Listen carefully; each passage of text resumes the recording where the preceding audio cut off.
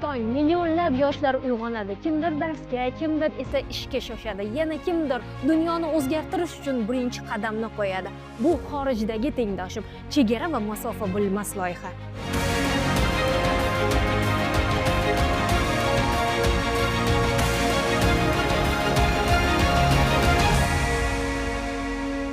Bugungi ilk qahramonimiz Mohinur Murodova. El-yurt umidi jamg'armasi stipendianti. Hozirda Amerika Qo'shma Shtatlarining nufuzli universitetlaridan birida tahsil olmoqda.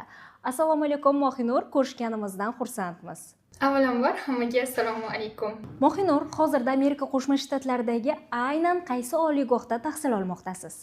Hozirgi kunda El-yurt umidi jamg'armasi stipendiant sifatida Amerika Qo'shma Shtatlarida joylashgan Colorado davlat universitetining fizika fakultetida ikkinchi bosqich talaba sifatida tahsil olmoqdaman. Universitetimiz 1870-yilda davlat universiteti sifatida tashkil etilgan bo'lib, hozirgi kunda land grant maqomli universitetlardan biri hisoblanadi. Universitetimiz eng yuqori darajadagi tadqiqot universiteti hisoblanadi va shu bilan birgalikda ilmiy izlanishlar, loyihalar va innovatsiyalar bo'yicha katta obro'-e'tiborga ega universitetdir.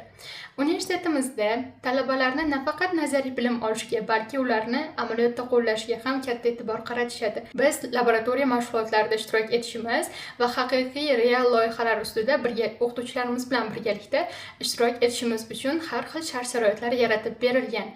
Mohinur, o'zingiz haqingizda batafsil ma'lumot bersangiz, O'zbekistonimizning qaysi so'lim go'shasida tug'ilgansiz? 2005-yil 31-oktyabrda Farg'ona viloyati, Farg'ona tumanida joylashgan Chimyon qishlog'ida tug'ilganman. Dastlabki ta'limni mana shu qishlog'imizda joylashgan 15-sonli o'rta ta'lim maktabida olib, keyinchalik Farg'ona shahridagi 5-sonli o'rta ta'lim maktabida davom ettirganman va mana shu maktabni 2023-yilda oltin medal bilan yakunlaganman. Oilangiz haqida biroz ma'lumot bersangiz, chunki sizni bugungi darajangizga yetishingizda ularning o'rnalari beqiyos. Oilada 3 nafar farzandmiz va eng katta qiz farzand o'zimman. Ota-onam bizni o'qishimizga doim e'tibor qaratishardi va shuning uchun ham shahardagi joylashgan mana shu 5-sonli o'rta ta'lim maktabiga ko'chirib o'tishgan va bizni o'qishimizga doim alohida e'tibor qaratishgan. Men yoshligimdan boshlab fizika, matematika sohasiga qiziqqanligim uchun 9-sinfdan boshlab ota-onam qiziqishlarimni inobatga olgan holatda turli xil repetitorlarga, ya'ni tayyorlov kurslariga yuborgan. Siz tanlagan sohaning dolzarbligi haqida gapirsangiz, ushbu yo'nalishga qiziqish nimadan, qachon boshlangan? Bolaligimdagi eng katta zavqim tungi osmonni tomosha qilish, yulduzlar bilan suhbatlashish va koinot sirlarini o'rganish edi. Yozda osmon shu qadar tiniq bo'lardiki, mana shu vaziyatdan foydalangan holatda men yulduzlar harakatini o'rganishga, ularni har bir joylashuvini sinchkovlik bilan kuzatishga harakat qilardim.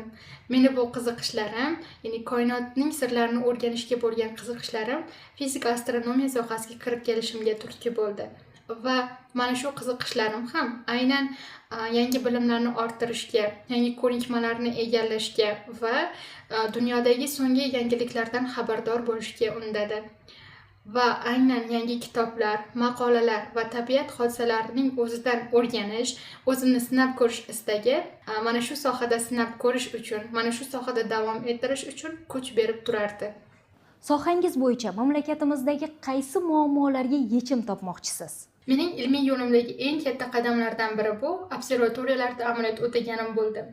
Bahor oylarida birinchi kurs bo'lishimga qaramasdan professorimiz bilan birgalikda professorlarimizning oldida universitetimizda joylashgan observatoriyada 7 kun davomida osmondagi jismlarni kuzatishga va ularni tahlillarini qilishga muvaffaq bo'ldim. Undan so'ng esa yoz oylarida O'zbekistonga qaytganimdan so'ng O'zbek kosmos agentligi yordami bilan Maydanak observatoriyasida amaliyot o'tashga muvaffaq bo'ldim.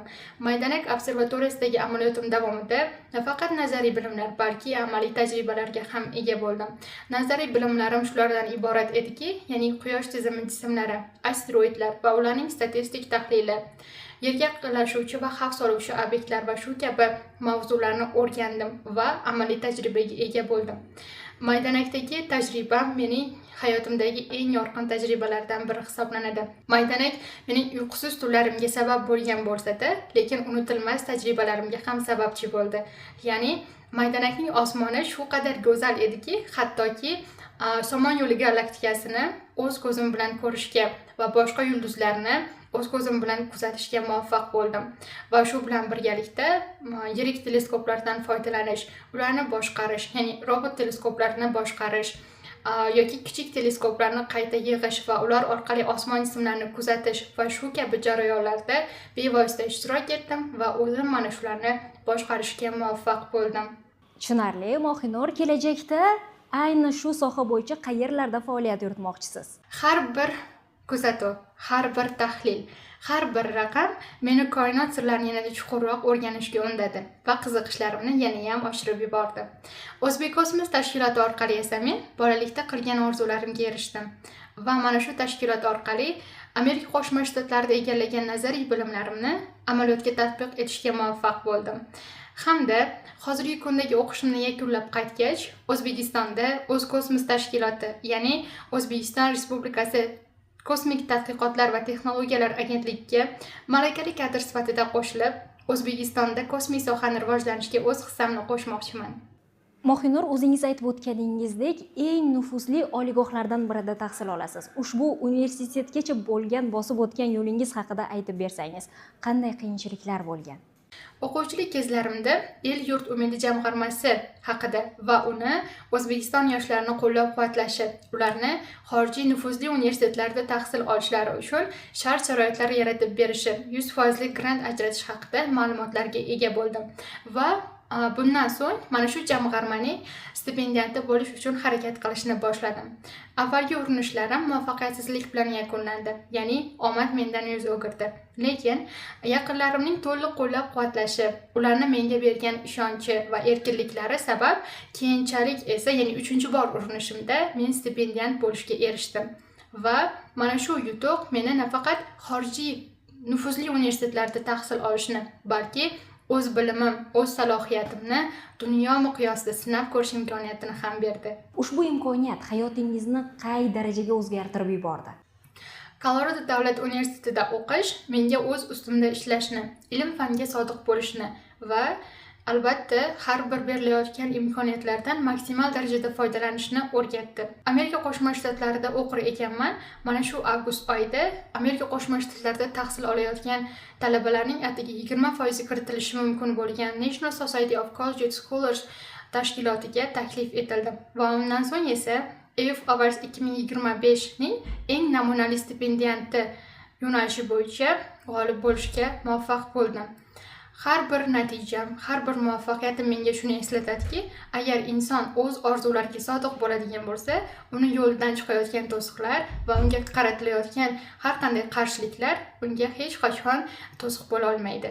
Sizga ergashuvchi uka-singillaringiz, umuman xorijda o'qishni istagan tengdoshlaringiz uchun qanday tavsiyalar berasiz?